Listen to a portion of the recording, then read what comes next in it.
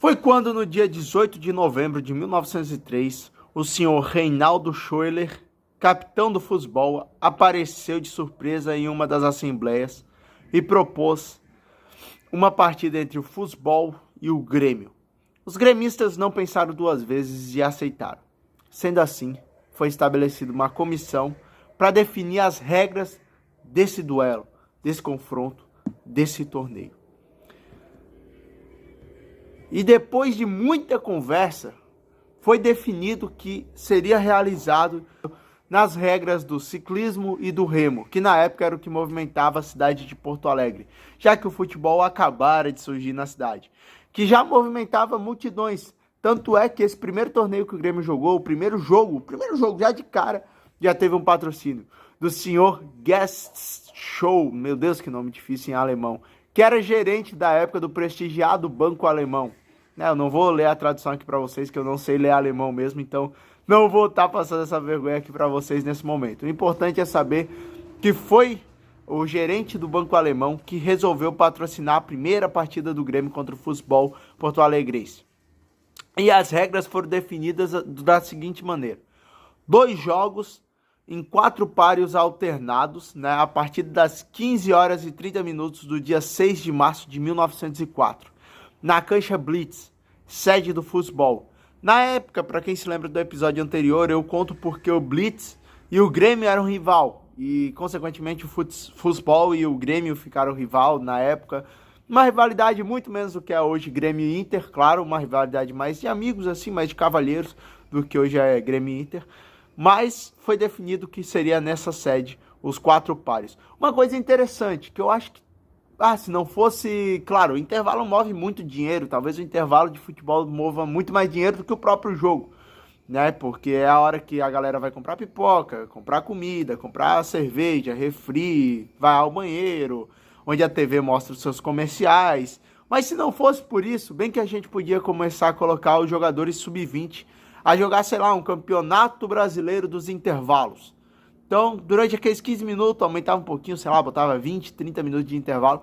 Durante aquele tempo, os caras sub-20 iam jogar ali com transmissão da TV e tudo mais, para os torcedores ver, trazer mais estrelas pro futebol. E jogava ali aquele campeonato de intervalos pra gente, quem não faz essas coisas na hora do intervalo, ficar olhando, observando novas promessas do Grêmio. Seria interessante isso acontecer. Dessa forma, o time titular, na época não existia substituição. A substituição começou a existir a partir de 1970, e na época, como não existiam os 11 titulares que começavam, eram os 11 que acabavam, se machucasse, se fosse expulso, exploda-se, ia continuar sendo aquele mesmo time. Teria então os jogos dos titulares do Grêmio contra os titulares do futebol, valendo o Vanderpress, que era a taça móvel, e teria os jogos dos reservas de um contra os reservas do outro, valendo o Verenpress, que significa as taças das sociedades. Além disso, o gerente do Banco Alemão, ele resolveu então, além de dar os troféus, que o vencedor ganharia um troféu em metal branco, já o perdedor um troféu de louça. Além disso, o gerente do banco resolveu então dar medalhas para os jogadores campeões e vice.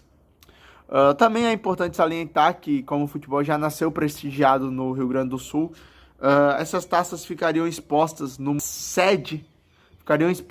sede do Banco Alemão, ali em Porto Alegre, para mostrar a força das equipes, para mostrar o novo esporte, já que até o Estado já tinha levado o Grêmio para fora.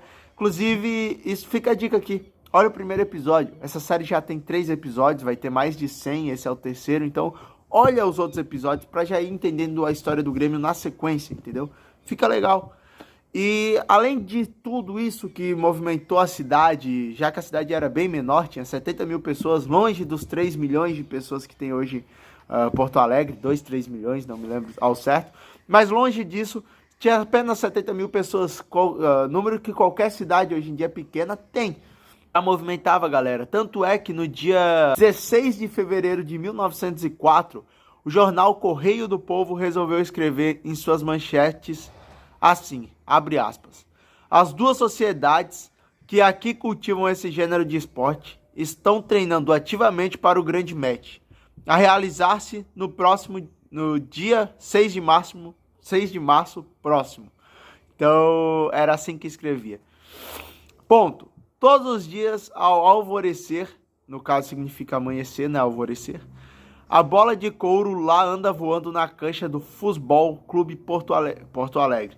Então, provavelmente aqui a imprensa gostava mais do futebol do que do Grêmio, já que falaram do futebol e não do Grêmio. Então, provavelmente o futebol era o favorito e quem sabe hoje seria o futebol no lugar do Grêmio se fosse pela vontade da imprensa. Não foi. O Grêmio sempre contra a imprensa, contra tudo e contra todos. O que essa notícia aqui informa? Que os jogadores do Grêmio também, né, treinavam assim que amanhecia, antes dos seus horários de expediente no trabalho, porque lembro, o Grêmio começou a se profissionalizar ali pela década de 40, de 1940 até 1960 o Grêmio estava se profissionalizando, foi naquele período onde o Grêmio começou a se profissionalizar. Antes, era gente que trabalhava e jogava futebol por prazer e competitivo. Então, os caras faziam muito mais que os caras de hoje em dia. Que os caras de hoje em dia só jogam futebol e ainda botam o Diogo Barbosa pra jogar. Desculpa que essa série vai ficar aqui gravada pro resto da eternidade, mas, pô, tem que falar, cara. O cara, meu Deus do céu. Bota um Brian Rodrigues pra jogar no Grêmio, não tem condição. Os caras trabalhavam, jogavam e eram campeão na época deles. Meu Deus. E assim foi. Puxado pelo Álvaro Brochado, que inclusive é o cara que tem o primeiro registro de gol no Grêmio, não foi o cara que fez o primeiro gol. Até mesmo que ele não era do time titular, que ganhou de 1-0 essa partida. Mas, primeiro gol com registro, que foi o 20º gol do Grêmio, nesse mesmo torneio, só que na segunda edição desse torneio. O Grêmio foi campeão das duas edições, mas foi na segunda edição, em 1907, onde tem o primeiro registro de gol, marcado até mesmo por esse Álvaro Brochado, que pelo jeito era o técnico do Grêmio na época, que foi o que puxou, o que treinou, o que incentivou e o que disse, vamos treinar seus cabeças de chibata que nós temos que ganhar esse título. E aí no dia do grande jogo, o Correio do Povo falou de novo, mandou outra manchete, e que abre aspas falava, domingo, 6 do corrente, às 3 horas da tarde, match para a disputa do Vanderpreis e Verenpreis, entre Grêmio Futebol Porto Alegrense e Futebol Clube Porto Alegre.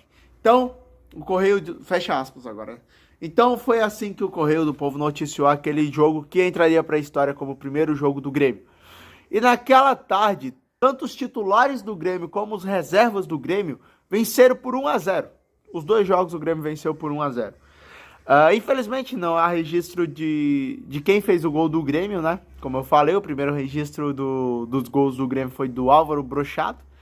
E, cara, que de Brochado só tinha o nome, o cara era firme nos treinos, era firme em fazer gol. Então o Grêmio venceu esse seu primeiro jogo por 1-0 na casa do Futebol, mostrando a força do Grêmio já como visitante logo de cara, assim, no surgimento do Grêmio, o Grêmio já ganha, porque o time é foda. Lembrando que o Grêmio foi campeão desse torneio, né? Que eu vou terminar de contar essa história amanhã no canal. Então se inscreve no canal, chama seu amigo, chama sua amiga, pega uma pipoca, chama aí sua ficante antes de fazer besteira, chama ela e vem olhar aqui a história do nosso tricolor, chama ela para ser gremista, né? E mostra aí a história do maior e melhor clube do futebol mundial, beleza? Amanhã temos mais história para contar do Grêmio. Até o próximo vídeo, um abraço, valeu!